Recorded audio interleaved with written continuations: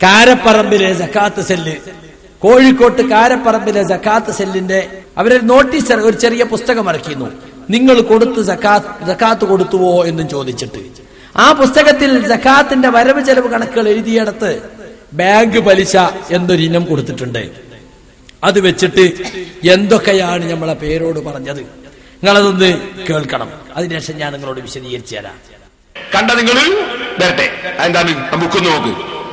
നിങ്ങൾ സക്കാത്ത് കൊടുത്തുവോ എന്നിട്ട് കണ്ടോ നിങ്ങൾ സക്കാത്തിന്റെ തേങ്ങയൊക്കെ, സക്കാത്തിന്റെ തേങ്ങ പല സാധനങ്ങൾ കൊണ്ടുവന്ന് വെച്ച ഫോട്ടോ. എന്താണിത്?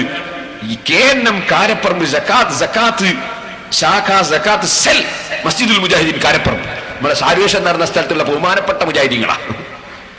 ആ മുജാഹിദീങ്ങൾ അവരെന്താ കൊടുക്കുന്നത് കണക്ക്?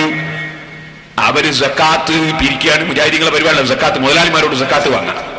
എന്നിട്ട് എന്താ മൗലവിമാർ ചെയ്യുന്നത്? നിങ്ങളോട് ഞാൻ പറയൂ, എന്താ ചെയ്യുന്നറിയോ? സക്കാത്ത് വാങ്ങിയിട്ട് ബാങ്ക് കൊണ്ടിടുക, എന്റെ മൗലവിമാര് പലിശ വാങ്ങുക. 2,65,522 റുപ്യക്കുള്ള പലിശ എത്ര? 930. ഓ, ഭയങ്കര പലിശ കേട്ടോ. അതിന് തന്നെ മനസ്സിലാക്കിക്കൂടെ പേരോടെ ബാങ്കിൽ അധികം ഇട്ടിട്ടില്ല, വളരെ ചെറിയ സംഖ്യ ബാങ്കിൽ ഇട്ടിട്ടുള്ളൂ. ഇയാൾ പറഞ്ഞതൊക്കെ മൗലവിമാർക്ക് ഓരിച്ചെടുക്കാനാന്നാ.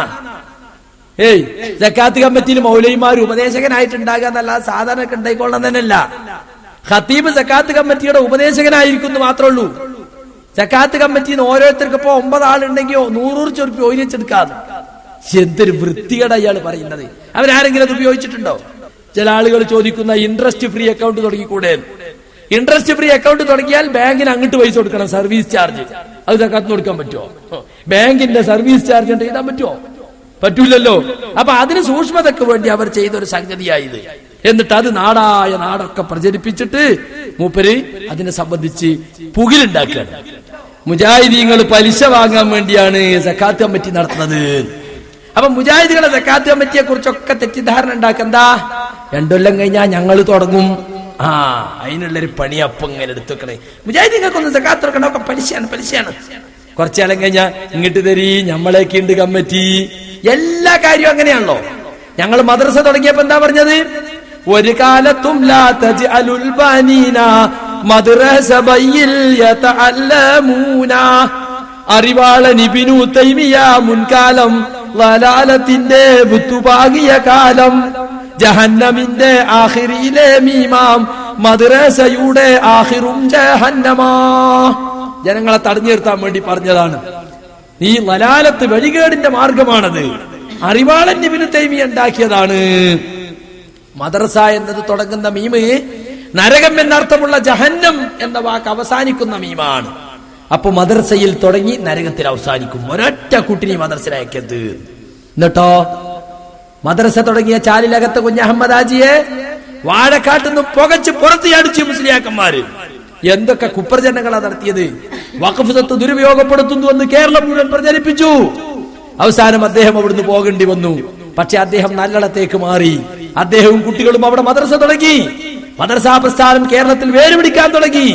ജനങ്ങൾ പറഞ്ഞു അതാണ് ശരി. പാഠപുസ്തകവും സ്ലേറ്റും പെൻസിലും പെന്നും ഡെസ്കും ബെഞ്ചും സിലബസും അതുപോലെ തന്നെ പീരിയഡും ഒക്കെയായിട്ട് നല്ല ആധുനിക രീതിയിലുള്ള മതപഠനം തുടങ്ങിയപ്പോ ജനങ്ങൾ മദ്രസ തുടങ്ങി. അപ്പൊ മുസ്ലിയാക്കന്മാര് പിന്നാലെ കൂടി എന്നാ ഞങ്ങളും ഉണ്ട്. അതുവരെ പേര് മുമ്പിലായിരുന്നു, പിന്നെ പേര് ബാക്കിലായി പോയി. എന്നിട്ട് ഇപ്പൊ പറയാണ് ഞങ്ങൾക്കാണ് ലോകത്തെ ഏറ്റവും കൂടുതൽ മദ്രസയുള്ളത്. അതുപോലെ 5 കൊല്ലം കഴിഞ്ഞാൽ കേൾക്കാം ഞങ്ങൾക്കാണ് കേരളത്തിൽ ഏറ്റവും കൂടുതൽ സക്കാത്ത് സെല്ലുള്ളത്. കോടിക്കണക്കിന് സക്കാത്തുകൾ ശേഖരിക്കുന്ന സെല്ലുകൾ ഞങ്ങൾക്കുണ്ട്. എഴുതി വെച്ചോളിൻ ഖുറാഫികളെ, അവിടേക്കുള്ള പോക്കാണ് ഇപ്പോ. ഈ കക്കാര് സക്കാത്ത് ക്യാമ്പയിൻ തുടങ്ങി, അവിടേക്ക് ഏപ്പിക്കാരും വരികയാണ്. അപ്പൊ അതിനൊരു കളമൊരുക്കാൻ വേണ്ടിയാണ് മുജാഹിദീകളെ സക്കാത്തൊക്കെ പരിശീലന അധിഷ്ഠിതമാണ്, സക്കാത്ത് കൊടുത്തിട്ട് പരിശീലപ്പെട്ടുകൊണ്ടാ എന്ന് പ്രസംഗിക്കുന്നത്. യഥാർത്ഥത്തിൽ എന്താണ് അവിടെ സംഭവിച്ചത്? സക്കാത്തിന്റെ പൈസ സുഹൃത്തുക്കളെ പിരിച്ചെടുക്കുമ്പോ അത് വ്യക്തികൾ കയ്യിൽ സൂക്ഷിക്കുന്നതിനേക്കാളും സുരക്ഷിതം എന്താ? കൈകാര്യം ചെയ്യാതിരിക്കാനോ നല്ലത്? എല്ലാ പള്ളികളുടെയും സ്ഥാപനങ്ങളുടെയും ഒക്കെ പൈസ എന്താണ്?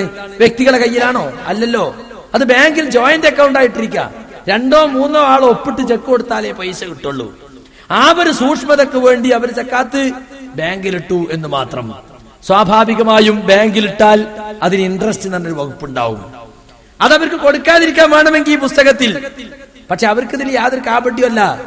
കാരപ്പറമ്പ് മഹലിൽ ഒരുപാട് സുന്നികൾ താമസിക്കുന്നുണ്ട്. അവിടുത്തെ മുഖ്യ കാളി ആരറിയോ? സാക്ഷാൽ AP മുഹമ്മദ് മുസ്ലിയാർ. അയാൾ അവിടെ നിന്ന് പ്രസംഗിക്കട്ടത്. ഈ പേരോട് കാരപ്പറമ്പ് പോയി പ്രസംഗിക്കോ? കാരണം ഇതിന്റെ ഗുണഭോക്താക്കളിൽ വലിയൊരു ശതമാനം അവിടുത്തെ സുന്നികളാണ്. അവരുടെ പ്രശ്നങ്ങൾക്കുള്ള താങ്ങും തണലുമാണ് കാരപ്പറമ്പ് സക്കാത്ത് കമ്മിറ്റി. അവരെതിർക്കൂല. പക്ഷെ പേരോട് നാട്ടിലുടനീളം പ്രചരിപ്പിക്കുകയാണ്. അയാൾ പറയുന്നത് കേട്ടോളൂ. എന്റെ ബാക്കി കൂടി. മുൻ വർഷത്തെ ബാക്കി 41,104.60. നിങ്ങൾക്ക് മനസ്സിലായോ? കഴിഞ്ഞ കൊല്ലം ചില മുതലാളിമാര് കഴിഞ്ഞ കൊല്ലത്തെ സക്കാത്ത് കൊടുത്ത് ഏൽപ്പിച്ചിരിക്കുന്നു. അത് ഇക്കൊല്ലവും മൗലൈമാര് കൊടുക്കാണ്ട് ബാക്കിയാക്കി വെച്ചിരിക്കുന്നു. അതെന്താ കാരണം? സാധുക്കൾ തീർന്നുപോയി. സാധുക്കൾക്ക് അതാത് കൊല്ലത്തിൽ കൊടുക്കേണ്ടിയല്ലേ സക്കാത്ത്? അത് കഴിഞ്ഞ കൊല്ലം കൊടുത്തേൽപ്പിച്ച സക്കാത്ത് കൊടുക്കാണ്ട് ബാക്കിയായി. എന്നെ കാരണോ കേരളത്തിൽ സാധുക്കൾ തീർന്നു പോയാൽ പിന്നെന്താ ചെയ്യാ? കഴിഞ്ഞ കൊല്ലത്തെ സക്കാത്ത് ബാക്കി വെച്ച്. എന്തിനാ ഇത് ബാക്കി വെച്ചത്? പലിശ വാങ്ങാൻ, ബാങ്കിലിടാൻ. മുസ്ലിയാർക്കുണ്ടോ സക്കാത്ത് പറ്റി എന്തെങ്കിലും അറിയുന്നത്? ആരാൻ്റെ വാങ്ങി കേസിലിട്ട പരിചയമല്ലേ ഉള്ളൂ. സക്കാത്ത് കൊടുത്തു പരിചയമല്ല. സക്കാത്ത് കൊടുക്കുന്നത് എങ്ങനെയാണെന്നും അതിന്റെ നിയമം ഇയാൾക്കറിയില്ലല്ലോ. ബാങ്കിലിട്ടപ്പോൾ കണക്കിന്റെ കൂടെ മുൻ ബാക്കി എന്ന് പറഞ്ഞു. എന്തിനാ മുൻപാക്കി വെച്ചത്? പലിശ വാങ്ങാൻ വേണ്ടിട്ട്. ബാങ്കിലിട്ട് പലിശ വാങ്ങാൻ. എന്തൊരു പൊട്ടനായി ഇയാൾ ആലോചിച്ച് നോക്കൂ. ഇയാൾക്ക് കണക്ക് വെക്കാൻ പറഞ്ഞൂടെ? ഇയാൾ മനസ്സിലാക്കിയിട്ടുള്ളത് ആകെ ഒരിക്കലും സക്കാത്ത് വിരിക്കുക, അത് അപ്പൊ തന്നെയാണ് കൊടുക്കുക, കഴിഞ്ഞു. സക്കാത്ത് എന്ന് പറഞ്ഞാൽ, സക്കാത്ത് കമ്മിറ്റി എന്ന് പറഞ്ഞാൽ അതിലേക്ക് പണം എപ്പോഴും വന്നുകൊണ്ടിരിക്കും, എപ്പോഴും അതിന് പണം പോയിക്കൊണ്ടിരിക്കും. സക്കാത്ത് ദാതാക്കൾ, ഇപ്പൊ ഞാൻ ഡിസംബർ കച്ചവടം തുടങ്ങി, അടുത്ത ഡിസംബറിലാണ് ഞാൻ സക്കാത്ത് കൊടുക്കുക. എന്റെ സുഹൃത്ത് ആഗസ്റ്റിലാ കച്ചവടം തുടങ്ങിയത്, ഓനടുത്ത ആഗസ്റ്റിലാ സക്കാത്ത് കൊടുക്കുക. ഇങ്ങനെ വ്യത്യസ്ത ആളുകൾ അവരുടെ വരുമാനം കിട്ടുന്നതിനനുസരിച്ചും കൊല്ലം തികയുന്നതിനനുസരിച്ചും സക്കാത്ത് നൽകിക്കൊണ്ടേയിരിക്കും. അപ്പൊ എപ്പോഴും സക്കാത്ത് കമ്മിറ്റിയിലേക്ക് വരവുണ്ടാകും. അതുപോലെ എപ്പോഴും സക്കാത്ത് കൊടുക്കേണ്ട അവസ്ഥയുണ്ടാകും. റമദാനിലാണ് പ്രധാനമായും സക്കാത്ത് പിരിച്ചെടുക്കാറുള്ളതെങ്കിലും അല്ലാത്ത മാസങ്ങളിലും സക്കാത്ത് വരും. എല്ലാ ദിവസവും സക്കാത്ത് കമ്മിറ്റിയിലേക്ക് പണം വരികയും സക്കാത്തിന്റെ പണം പോയിക്കൊണ്ടിരിക്കുകയും ചെയ്യും. അപ്പൊ കണക്ക് തയ്യാറാക്കുന്ന ദിവസം എന്നാണ്? 2005 ഒക്ടോബർ മുതൽ 2006 സെപ്റ്റംബർ വരെ എന്നാണ് ഇതിലുള്ളത്, അല്ലേ? അപ്പൊ ആഗസ്റ്റ് 30 ഒരാൾ കൊണ്ടുവന്നിട്ട് ഒരു 40,000 ഉറുപ്പിയാണ് സക്കാത്ത് കൊടുത്തു. അത് കൊടുത്തോളി. അപ്പൊ അന്ന് തന്നെ ചെലവാക്കാൻ പറ്റുമോ? പിറ്റേന്ന് കണക്ക് അവതരിപ്പിക്കണം. അപ്പൊ അതും കൂടി ചേർക്കണ്ടേ?